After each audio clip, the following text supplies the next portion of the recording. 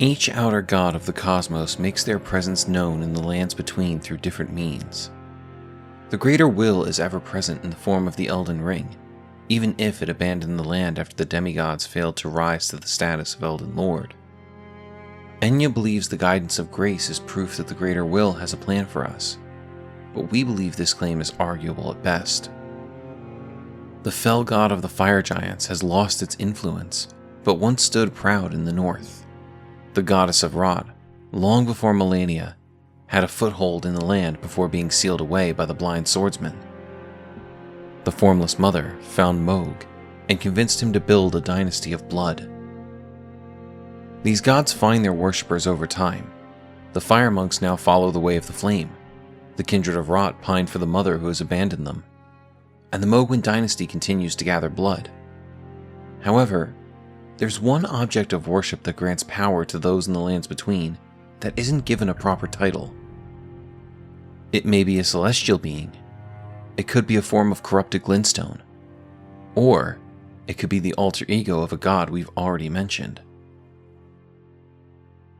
The Thorn Sorcerers are men and women exiled to the snowy north who have found an object of study known as the Blood Star, which grants an aberrant form of sorcery. Today we will discuss these sorcerers, how they came to be, and what or who the Blood Star may be. Welcome to Elden Lore, our long-running series where we break down the lore and history of the people, places, and monsters of the lands between. If this is your first time joining us, welcome to Square Table Gaming. We hope you enjoy this video and find whatever Elden Ring lore you're looking for right here. If you think this exploration ends up being worth your time, please consider subscribing to the channel. Only about 14% of our viewer base is currently subscribed, and it would go a long way in helping us grow if you hit that button. We also have a Discord where our community comes together to talk about FromSoft lore and theories, as well as share pictures of our pets. Whether you sub or not, we're just glad you decided to spend some of your day with us, and with that said, let's get back to the story at hand. The Thorn Sorcerers can first be encountered when making our way through Liurnia. We've talked about them briefly in an older video where we explored the lore of the Fire Monks, and came to find that the two factions are inextricably linked. The reason we find them in Liurnia is due to their search for Adon, Thief of Fire, who stole a secret incantation from the Fire Monks and fled to the south. Interestingly, their connection to the Fire Monks is the best place to start if we want to understand exactly who the Thorn Sorcerers are. We learn the following information from the incantation, Flame Sling. Incantation originating from a sinister prophecy, throws a ball of raging fire. The flame of ruin is anathema to the Erd Tree, but prophets sometimes glimpse it within the faith all the same. Sadly, when this occurs, their sole reward is banishment. We can see a specific example of the prophecy seen by these exiles through the incantation Fire's Deadly Sin. Incantation originating from a deeply ominous prophecy sets both the caster and the surrounding area ablaze with raging flames. The caster's body will remain engulfed in flame for a while, burning them and any who draw near. The prophet despaired, looking up at the Erd Tree, for soon the kindling would burst into flame, bringing ruin. The burning of the Erd Tree is the first cardinal sin. That is not the domain of mere men. This particular piece of magic may hold the key to identifying the bond between the Thorn Sorcerers and the Fire Monks, as it's said to originate from a deeply ominous prophecy, which means that the prophet themselves was the one to discover this fire incantation, making them a valuable source of knowledge for the Fire Monks, even if their time in the mountaintops would ultimately have them pursue a new kind of sorcery. These prophets would have served out their banishment wearing the guilty hood, a coarse hooded cloak of olive brown, the garb of those accused of lesser crimes, indicated by the collar of sharpened branches. And we believe that these exiles became the Thorn Sorcerers due to the sorcery, Briars of Punishment. An aberrant sorcery discovered by exiled criminals. Theirs are the sorceries most reviled by the Academy. Wounds the caster with thorns of punishment, sending a trail of blood thorns running over the ground to impale enemies from below. The guilty, their eyes gouged by thorns, lived in eternal darkness. There they discovered the Blood Star. The mention of exiled criminals is what leads us to believe they are one and the same. These prophets were forced to wear robes covered in briars and exiled to the mountaintops to live under the watch of the fire monks, due to their visions of flame engulfing the tree.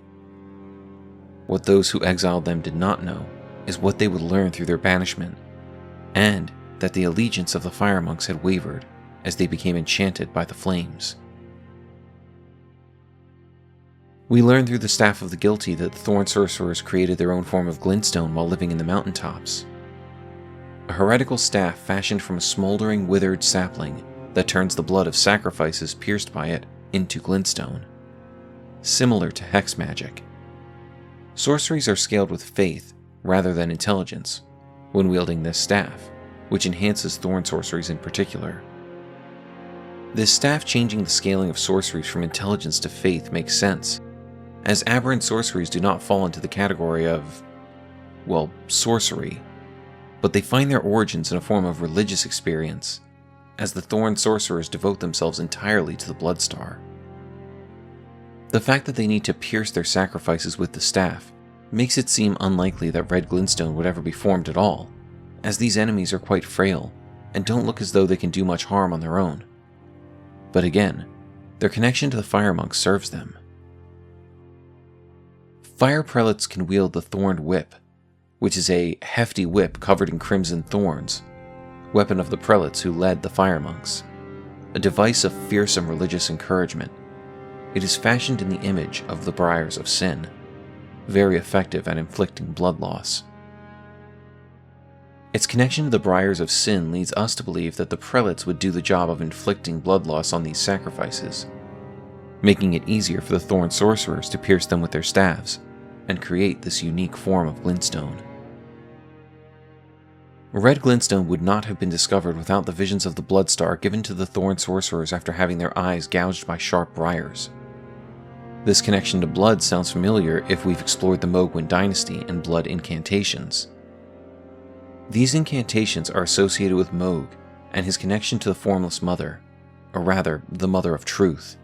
As Blood Boon tells us, it is a sacred incantation of Mohg, Lord of Blood.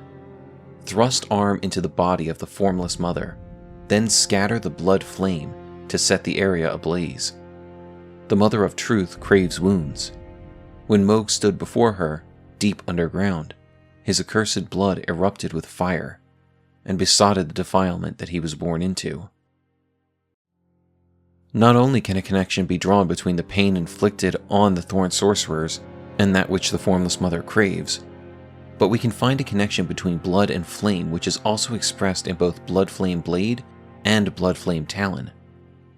So, if we connect the dots, the Formless Mother expresses herself as a deity to Mohg, and he's able to learn and pass down blood incantations based on the truth that was shared with him. And the Thorn Sorcerers encounter the Blood Star, which creates aberrant sorceries, again through the power of blood. We believe this is no coincidence, just a difference of perspective, and that both Mohg and the Thorn Sorcerers are worshipping the same outer god, the Formless Mother from beyond the stars, trying to stake her claim in the lands between, through the power of blood and fire. It's no coincidence the Thorn Sorcerers saw visions of flame burning the Erd Tree, and were then shown the secrets of Blood Glenstone and aberrant sorcery after having their eyes awash in their own blood. Perhaps the Mother of Truth is also known as the Formless Mother because she does not have a single shape.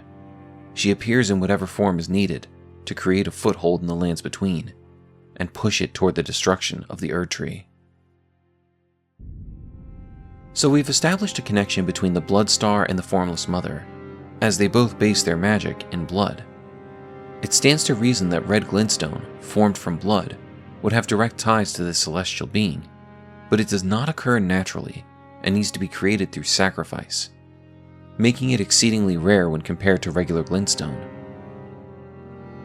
If you were curious upon first entering the Round Table Hold, you've likely encountered a fair bit of Red Glenstone before, long before you understood the implications of what Glenstone even is, in the form of Mad Tongue Alberic, This Tarnish is the first we encounter who's able to break the rules of the Round Table and attack us as an invader within this safe space.